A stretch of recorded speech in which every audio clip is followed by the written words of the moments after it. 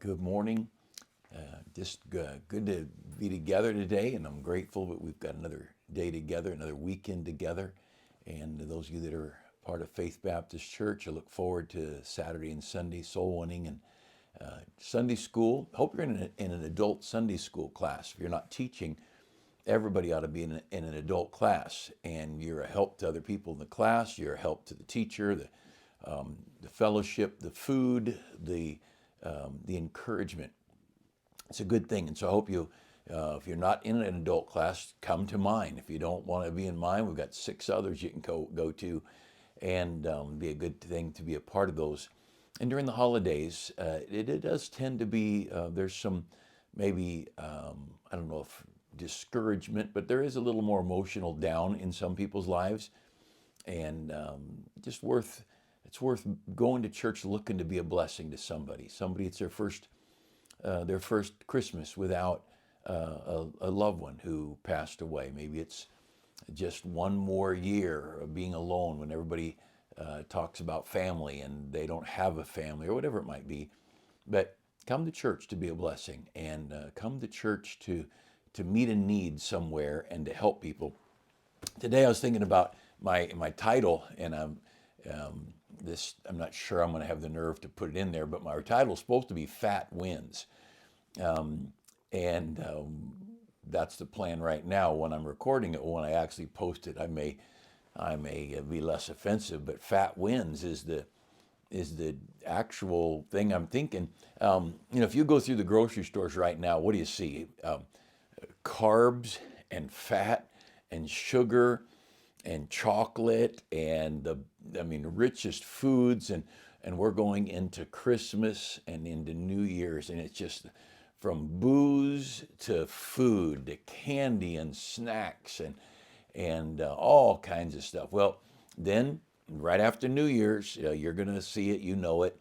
You go to the store, and especially at big stores like a Costco, but Walmart's as well. And what do you see? You're going to see vitamins and weight loss programs. There's going to be, where the big display of candy was, there's now going to be an exercise bike.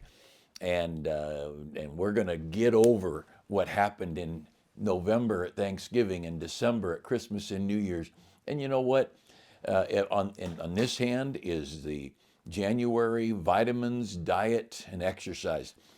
November, December is fat. And you know who wins in that? Fat always wins, because it's just so easy to enjoy good food and to enjoy good fellowship. And it's just a reality. I don't know if you've been on a cruise, but you go on a cruise ship, there's always an exercise room. At least I've not been on a lot of them. I've been on a couple of cruises, and I've always found an exercise room. But I'll tell you what, for every exercise room that's this big, there's 3 or 4 restaurants that are that big.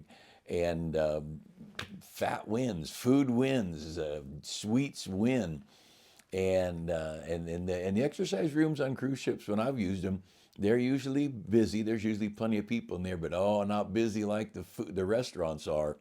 And it's just a reality that that which is relaxing and enjoyable and tastes good and makes you feel good, that wins most of the time. In America, we're so blessed, and I hope we often look to heaven and say, thank God. And I don't want to complain that my cupboards are too full and too many types of food at a Christmas or a Thanksgiving dinner. No, I'm not going to sit around. Preached a few weeks ago a message, grateful, not guilty. I don't sit around feeling guilty that we're blessed. We are blessed. I just want to be grateful. And then we ought to be so thankful for God's goodness. But when you sit and think about how natural it is for us to get a bowl of ice cream or have a cookie or have this extra lavish on ourselves all this luxury food and things, compared to dieting and denial and exercise. And we juice, and I've got one of these Vitamix things, and you throw in carrots and apple and spinach and some kind of bran flakes we throw in, and chia seed and ginger, slice up some ginger, and that's healthy and good. It's awful sweet, but that's not nearly as good as a brownie, that's for sure. And if there's a bowl of brownies there and there's the juicer, I might do both. But if I've only got to do one, it's the brownie's going to win. It's easier. It's easier to clean up. It's easier to eat, and it tastes better. But you know what's sad is that is what is going on in our churches in America. We have churches that are pleasing to the flesh.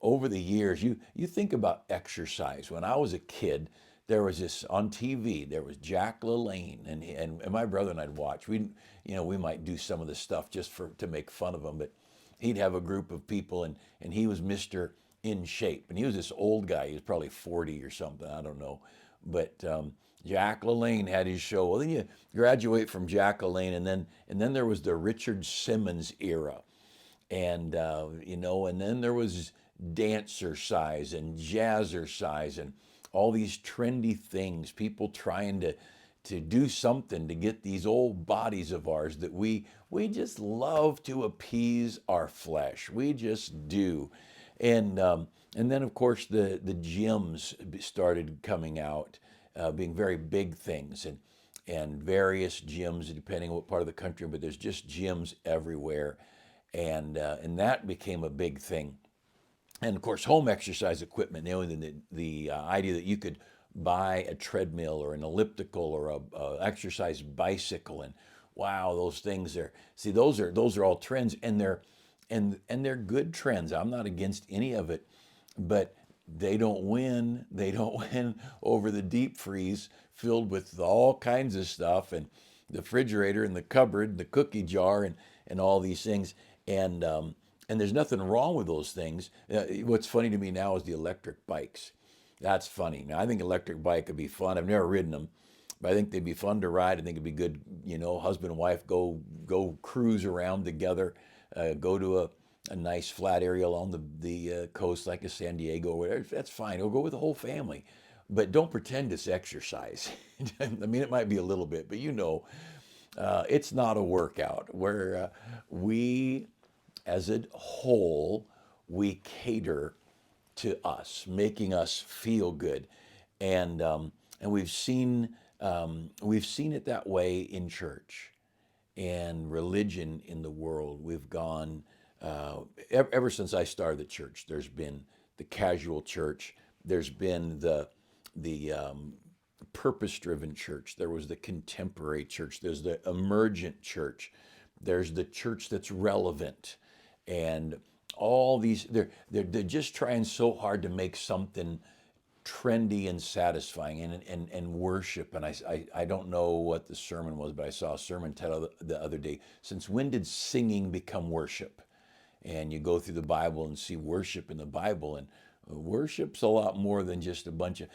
As an unsaved teenager, I'd gone to a couple of concerts, and what I saw as a teenager in a secular concert is no different than what I see pictures of in so-called worship services today. It's just something very pleasing. It's like going to the buffet. I just sit back and enjoy the buffet. And I go to these buffets and I say I like buffets because they have vegetables, which I do. I enjoy cooked vegetables. Raw broccoli, warm broccoli is not a cooked vegetable. I want it so I can chew it and swallow it. If I want raw vegetables, I get raw vegetables, or I'll throw them in the blender and drink them. But our churches have gotten to it's like an eat all you want diet. Boy, here's this new diet you see advertised. Eat anything you want, eat as much as you want, and you'll lose weight. That's a lie. If that was the truth, everybody'd be skinny, and we're not. But that's what we want for our church. See, we want a church that pleases God, but it makes me feel good, and I get to do what I want. I get to eat what I want, drink what I want, go where I want, and where we have churches that are seeking to provide a product instead of bringing your body a living sacrifice. And there's a big difference. The church that requires nothing from the attendees, the church that asks no denial of self, the church that has nothing to do with sacrifice, It has nothing to do with pleasing God while it doesn't please us, but instead that church serves a meal of eat the fat of the world and enjoy the pleasures of the world while you slip in now and then. And look, Sunday's busy, maybe you don't want to come to a Saturday night service. Well, what are we doing? We want church to be the easiest, most comfortable. We want to enjoy the fat of religion. We want to enjoy the casual, complacent, and let's make this thing clear. Jesus came as our example. He died. This tells the story of sacrifice and self-denial and suffering and people being hated. And of Jesus, it says he was despised and rejected, a man of sorrows and acquainted with grief. And we hid our faces from him. He was mocked, he was ridiculed. And we talk about how we're followers of Christ while we dress like we want and eat what we want, and we have religion like we want, we have music like we want. And it's just funny to me. It's sad to me because the church ought to be a place where people come and say, like, I think it's Francis Havergal wrote the song, "Take my life and let it be consecrated, Lord, to thee. Take my lips and let them move at the impulse of thy love." That I would get up in the morning and belong to God. See, a very successful diet is somebody who gets up and they eat what they're supposed to eat, not what they want to eat. They exercise as they're supposed to. They drink what they're supposed to drink, and they're not getting Snicker bars and 44-ounce Dr. Peppers for lunch. Um, they're doing things that are the right thing for their body, for the machine to function. And by the way, I'm not bashing on bad eating habits because I enjoy bad eating habits. But I'm bashing on religion that's fat, a fat religion, a religion that just says, feed me with stuff that makes me comfortable. Just feed me with religion that makes me feel good. Hey, I want religion that makes my children want to be hanging around church. And by the way, kids love being with kids. You have, our youth group is straight and strong and very prosperous. Look at a Sunday morning when the adult choir sits down, the teen choir comes up, or a Wednesday night when the teen choir's up there. We've got a big old teen choir and lots of teenagers in our church, and they're happy. Well, they're happy. Some of them are good Christians, and some of them just hang out with their friends. They just enjoy being with their friends. And I'm not saying right or wrong. That's just, we all go to church for different reasons. I'm hoping that will get transferred from I go to church to be with my friends to I'm going to church because I want God pleased with me. A life of denial, a life that says it's okay.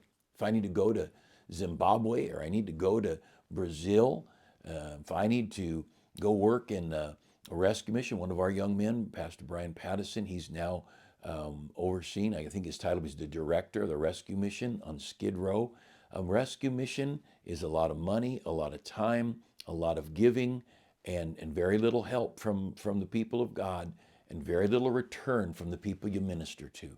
You raise money, you come up with food, deal with the county and regulations and city ordinances and all that stuff, and people coming in with drug problems and liquor problems and out of control. And the rescue mission is very much a thankless thing. But so here's one of our boys, man. I remember leading his parents to Christ almost 40 years ago, and here he is, a pastor. And why is he doing that? That is sacrificial. His church's got plenty of things he can do where he's going to get some return. But ministry is not about return. Ministry is about ministering. What do we do? To sit in church where I am entertained by the music. I saw a little excerpt of a preacher and it was hilarious. His preacher said, all we need is a popcorn stand because church is just entertainment anyway. And if we could just get a popcorn stand in there, then we would have the whole thing, a place of entertainment. And another preacher this week I heard, he said, making fun of it. They bring their fancy coffee to church and they sit in their most relaxed clothes in church, and they got the most comfortable seats in church, and some guy up there in his jeans and his t-shirt and his casual suit coat or whatever, and he's up there in the most casual of environment. This is sanctify yourselves, the Bible says. Set yourself apart. The Bible talks about a sanctified life. First Peter says, be ye holy as I'm holy. He says in Corinthians, he says, come out from among them and be separate, saith the Lord, and touch not the unclean thing.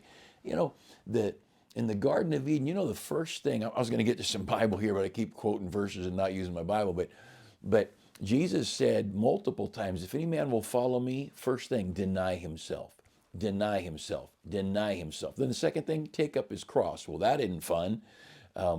Deny himself, take up his cross, and then you follow Jesus.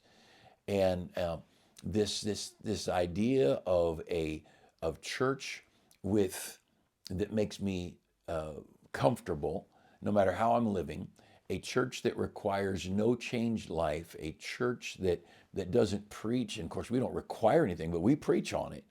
And our Sunday school classes and our adult classes, we're teaching and preaching a life of separation and sanctification and holiness.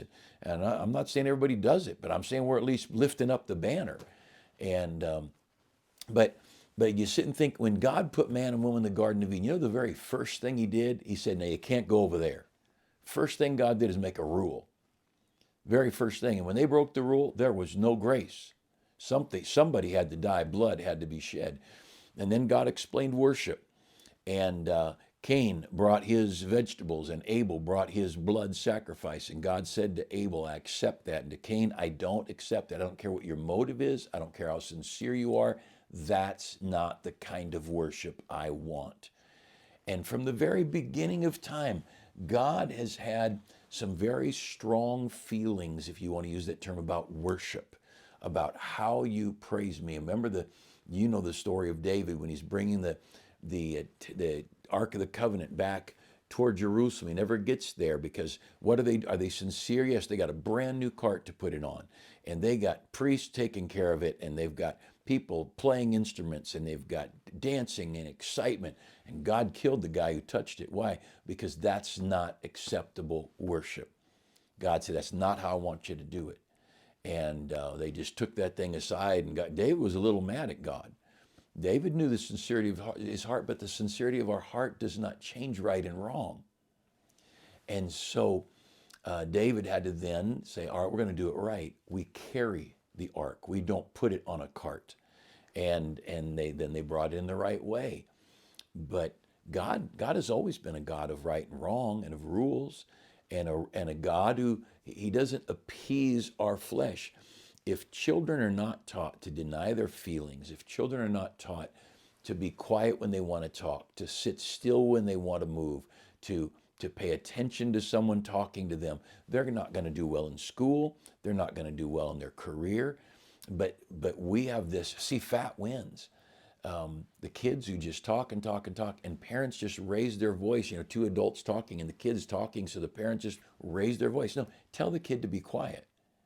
Teach your children to sit or stand and be totally quiet. Some of you that are young don't know this, but one of the most common phrases heard when I was a kid was, children are to be seen and not heard.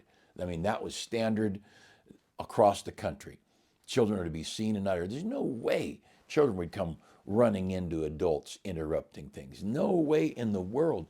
And if children were taught to be still and to be quiet and to be restrained, and whether it be the food they eat or their words or the behavior, being taught restraint. And see, we're in an unrestrained society, but our churches aren't helping, because we want church to make me feel good. We want the buffet to make me feel good with my meal. We want these, look at our couches. Multiple electric recliners and places for our cups and all these things. Man, we want comfort. We want my pillow and your pillow and my mattress and your blanket. We want all the comfort. And you know what? If it's not making me feel good, I'm not doing it. And that's not Christianity. And I'm not saying it's wrong for when I travel, typically I'll bring my own pillow. It's just an old junky pillow, but it's the one I'm used to. But I'm not saying you shouldn't take care of you, but I am concerned that our churches have become fat. And I don't mean biologically fat. I mean our churches are like a buffet of fried foods. Come and we will make you feel good. And you're going to walk out of church feeling good. Christians have got to rekindle this thing of I'm here for God, not him for me. And I come to church and I give of my money sacrificially because it pleases God. I come to church and I sing hymns because they please him. I come to church and I listen attentively to preaching. And I wear my Sunday go-to-meeting clothes. And my best may be a pair of blue jeans and a t-shirt, but that's going to be clean blue jeans and a clean t-shirt. And I'm giving God the best I have. And I don't have to go to church and snore and doze off. And the very idea that church needs to be the most comfortable place. Look, folks, church is a place for God, not for me. It's a place for me to please God, to honor God. I should be hearing preaching. I should be saying amen. I should be singing hymns to lift up praise and thanks to God. I should be learning scripture and I should be gaining knowledge so I can go tell other people about it. I should be bringing people to church, people that are young Christians, people that need to be saved or are saved and need to grow in grace. Church is a place of service. It's a working place. It's not a theater where we sit in our relaxed chairs with our frappuccino and get entertained by the light show and a band or a seductive couple of people on the platform in their skin-tight clothing, dressed like they're at a rock concert from 50 years ago. No, a place of holiness, a place of sanctification. We're coming into the next couple of weeks, Christmas time, and when Jesus came to earth, he didn't come comfortably. He came to a manger. His parents were in the uncomfortable world of Bethlehem, and they didn't have a lot. They were in Bethlehem for a little while, and then they had to flee for their lives and go to Egypt. They come back from Egypt. They didn't go to Bethlehem. They went up to Nazareth. Nazareth was the other side of the tracks. Nazareth was not the place. Remember when, I think it was Nathaniel who said, can any good thing come out of Nazareth? Jesus didn't take an easy road. And I'm weary of Americans thinking church needs to please me. And I want the easiest to go to church. I want the most convenient church. I want the most comfortable church. And I want the church that makes me feel good. You know, I try to get the temperature right in our churches because we've got young people and old people. And I want to, we're in a comfortable society temperature-wise. But the teaching and the preaching and the music is for God. And it's for his glory. And a fat will win if we're not careful. We will choose, or our children will choose, the most comfortable, the most fleshly, the most pleasing. And Bible Christianity is a denial. It's a Christianity that says, nope, it's not about me. It's about him. That manger story when Jesus came and the shepherds came down to the stable where the Savior was born, that wasn't a world of comfort and ease. You ever sleep on straw? That was not a comfortable world. Joseph and Mary had traveled a long ways from Nazareth, probably over to the Jordan River, down the Jordan River, and then across to Jerusalem and up the steep hill to Jerusalem and over to Bethlehem, not too far from Jerusalem, and probably that was their route. It was a very uncomfortable thing, especially when you're 9 months pregnant. Christianity was born in denial. It was born in suffering on Calvary. Christianity was passed along to us to be a life of sacrifice. And I hope we'll be careful. When it comes to exercise or eating, you do whatever you think you need to do. I don't make a big deal about it. I try to get an exercise every day. If I can pull it off if I can 5 days a week. I don't always do it. I try to eat some good food now and then. But bodily exercise profiteth little, the Apostle Paul said. But when it comes to religion, it's a time to deny ourselves and lift up the cross and follow him. Hey, hope you have a great Christmas holiday season, and hope we remember that one born in a manger.